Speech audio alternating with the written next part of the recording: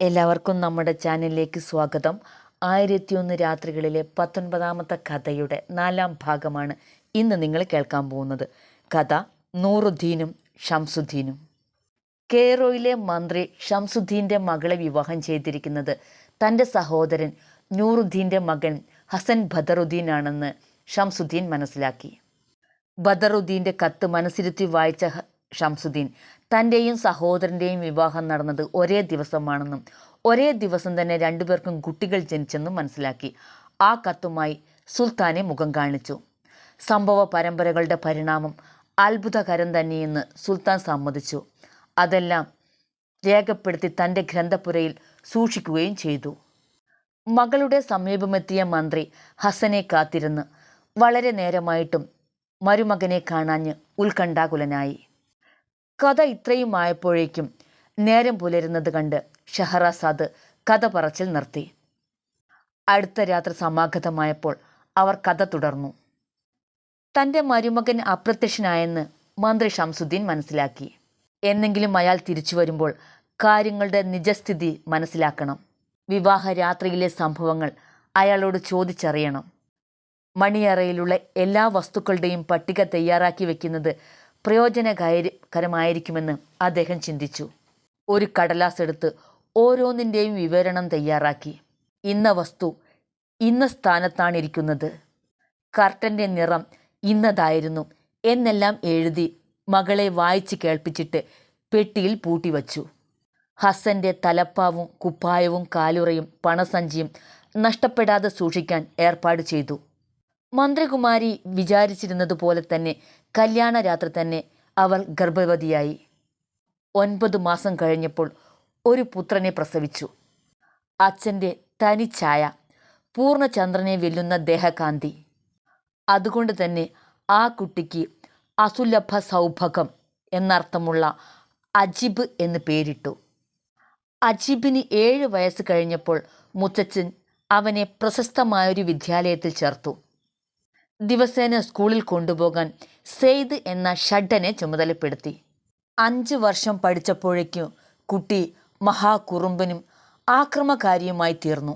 സഹപാഠികളെയൊക്കെ അവൻ നിർദ്ദയം ഉപദ്രവിച്ചു. എനിക്ക് ആരെയും പേടിയില്ല, എൻ്റെ അച്ഛൻ മന്ത്രിയാണ് എന്ന് പറഞ്ഞ് അവൻ കൂട്ടുകാരിയെല്ലാം വെല്ലുവിളിച്ചു. അവർ അധ്യാപകരോട് പരാതി പറഞ്ഞു. അവരെല്ലാം വിഷമിച്ചു. മന്ത്രിയുടെ പേരക്കുട്ടിയെ സ്കൂളിൽ നിന്ന് പുറത്താക്കാൻ നിവൃത്തിയില്ല. ഒടുവിൽ അധ്യാപകർ കുട്ടികളോട് പറഞ്ഞു, മേലിൽ അജീബ് നിങ്ങളെ ഉപദ്രവിക്കാതിരിക്കാനുള്ള സൂത്രം ഞങ്ങൾ പറഞ്ഞു തരാം. ഇന്നൊരു പുതിയ കളി തുടങ്ങാമെന്ന് നിങ്ങൾ പറയണം.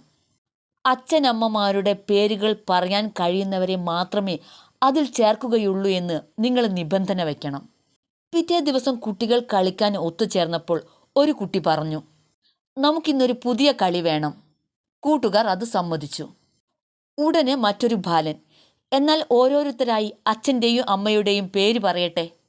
അച്ഛൻ്റെ പേരറിയാത്തവരെ കൂട്ടത്തിൽ ചേർക്കാൻ പറ്റില്ല. ഓരോരുത്തരായി മുന്നോട്ട് വന്നു. ഒരു കുട്ടി, ഞാൻ റഹീം, എൻ്റെ അച്ഛൻ ഇസുദ്ദീൻ, അമ്മ മറിയം. വേറൊരു കുട്ടി, ഞാൻ നജീബ്, അച്ഛൻ മുജീബ്, അമ്മ ജമീല. ഇങ്ങനെ തുടങ്ങി അജീബിൻ്റെ ഊഴമായപ്പോൾ അവൻ പറഞ്ഞു, ഞാൻ അജീബ്, എൻ്റെ അമ്മ സിദ് അൽ, അച്ഛൻ ഷംസുദ്ദീൻ, ഈജിപ്തിലെ മന്ത്രി. അത് കേട്ട് കുട്ടികൾ ആർത്തു വിളിച്ചു, കള്ളം, അത് കള്ളം. അജീബിന് കോപം വന്നു. ഞാൻ പറയുന്നത് കള്ളമല്ല, എൻ്റെ അച്ഛൻ മന്ത്രിയാണ്. കുട്ടികൾ കൈകൊട്ടി ചിരിച്ചു. അച്ഛൻ്റെ പേരറിഞ്ഞുകൂടാത്തവൻ. ഷംസുദ്ദീൻ നിന്റെ മുത്തച്ഛനാണ്, അച്ഛനല്ല. നിന്റെ കൂടെ കളിക്കാൻ ഞങ്ങളില്ല. കുട്ടികളെല്ലാം അവനെ തനിച്ചാക്കി ഓടിക്കളഞ്ഞു. അജീബ് തനിച്ചിരുന്ന് കരഞ്ഞു. അപ്പോൾ അധ്യാപകൻ അവനെ വിളിച്ചു പറഞ്ഞു, അജീബ്, നീ കരയരുത്. നിന്റെ അച്ഛനല്ല, മുത്തച്ഛനാണ് മന്ത്രിയെന്ന് നിനക്കറിയാമല്ലോ. എന്നാൽ അമ്മ സിദ് അൽ തന്നെ. നിന്റെ അച്ഛൻ ആരാണെന്ന് നിനക്കോ എനിക്കോ മറ്റാർക്കെങ്കിലുമോ അറിഞ്ഞുകൂടാ. സുൽത്താൻ നിന്റെ അമ്മയെ ഒരു കൂനനെ കൊണ്ട് വിവാഹം ചെയ്യിച്ചു. പക്ഷേ കല്യാണ ദിവസം രാത്രി തന്നെ അയാൾ പ്രാണനും കൊണ്ട് ഓടിപ്പോയി. ഒരു ഭൂതം നായയായും പോത്തായും കഴുതയായും വന്ന് അയാളെ വിരട്ടിയോടിച്ചെന്ന് പറഞ്ഞു കേട്ടിട്ടുണ്ട്. എന്നാൽ നിന്റെ അച്ഛൻ്റെ പേര് ഇന്നോളം ആരും പറഞ്ഞു കേട്ടിട്ടില്ല. അതുകൊണ്ട് തന്നെ നിന്നെ തന്തയില്ലാത്തവനെന്ന് കൂട്ടുകാർ വിളിച്ചാൽ ദേഷ്യപ്പെടരുത്. ചന്തയിൽ നിന്ന് വിലയ്ക്ക് വാങ്ങുന്ന അടിമയ്ക്കും നിനക്കും തമ്മിൽ വ്യത്യാസമൊന്നുമില്ല. ഇത് കേട്ട് കരഞ്ഞുകൊണ്ട് അജീബ് അമ്മയുടെ അടുത്തേക്ക് ഓടി. മകനെ മാറോടണച്ച് ചുംബിച്ചിട്ട് വ്യസനത്തിനുള്ള കാരണമെന്തെന്ന് അന്വേഷിച്ചു. അമ്മ, എൻ്റെ അച്ഛൻ ആരാണ്?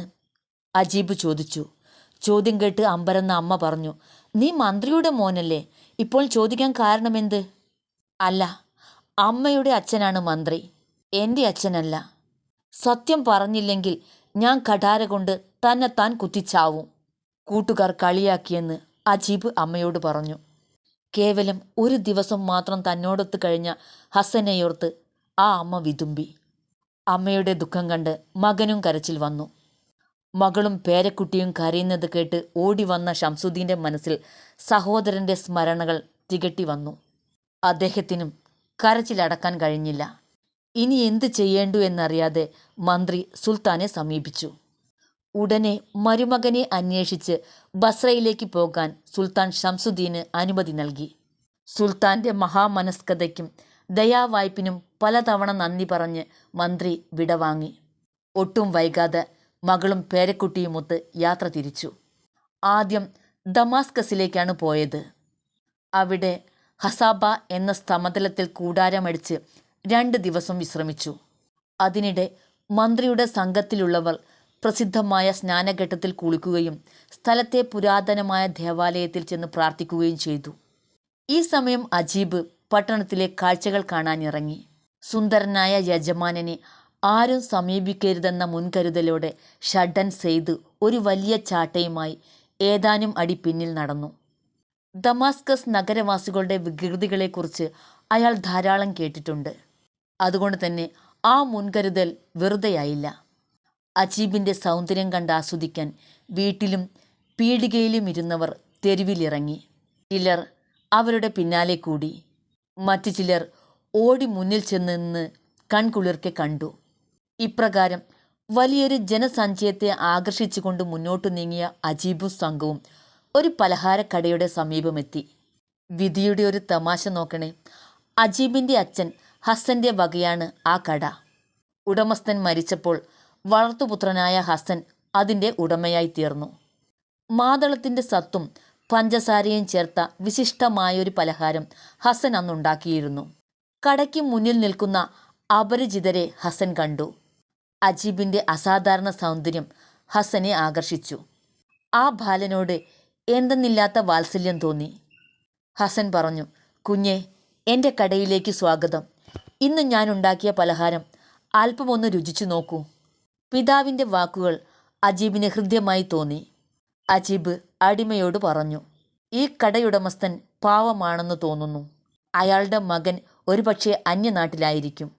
നമുക്ക് അയാളുടെ ക്ഷണം സ്വീകരിക്കാം. അങ്ങനെ അയാൾക്ക് ആശ്വാസം ലഭിക്കുമെങ്കിൽ ദൈവം നമ്മെ അനുഗ്രഹിക്കും. പക്ഷേ സെയ്ദ് അതിനോട് യോജിച്ചില്ല. വേണ്ട യജമാനനെ, വേണ്ട. അല്ലാഹുവാണേ, അത് ശരിയല്ല. ഒരു മന്ത്രിയുടെ മകൻ പലഹാരക്കടയിൽ ചെന്ന് പരസ്യമായി ഭക്ഷണം കഴിക്കാൻ പാടില്ല. ഈ ആൾക്കൂട്ടത്തിനെ കുഞ്ഞിന് ഭയമാണെങ്കിൽ ഞാൻ ചാട്ട കൊണ്ട് എല്ലാറ്റിനെയും അടിച്ചോടിക്കാം. എന്നാലും കടയിൽ പോകാൻ പാടില്ല. സെയ്ദിൻ്റെ മറുപടി കേട്ട് നിറഞ്ഞ കണ്ണുകളോടെ ഹസൻ അപേക്ഷിച്ചു, എന്നോട് അല്പം ദയ കാണിച്ചുകൂടെ? നിങ്ങളുടെ പുറമേ കറുമ്പനാണെങ്കിലും നിങ്ങളുടെ മനസ്സ് ശുദ്ധമാണെന്ന് എനിക്കറിയാം. അതോടെ സെയ്ദിൻ്റെ മനസ്സലിഞ്ഞു. 2 പേരും പലഹാരക്കടയുടെ അകത്ത് ചെന്നു. ഹസൻ സന്തോഷത്തോടെ അതിഥികളെ സ്വീകരിച്ചിരുത്തി. ഏറ്റവും മനോഹരമായ ചീനപ്പിഞ്ഞാണത്തിൽ അന്നുണ്ടാക്കിയ പലഹാരം വിളമ്പി. അവർ രുചിയോടെ ആസ്വദിച്ച് കഴിക്കുന്നത് കണ്ട് അയാൾ ആഹ്ലാദിച്ചു. പിന്നെ അവിടെ എന്ത് സംഭവിച്ചെന്ന് നിങ്ങൾക്കറിയണ്ടേ? കാത്തിരുന്നോളൂ, ഞാൻ വരാം ഉടൻ തന്നെ.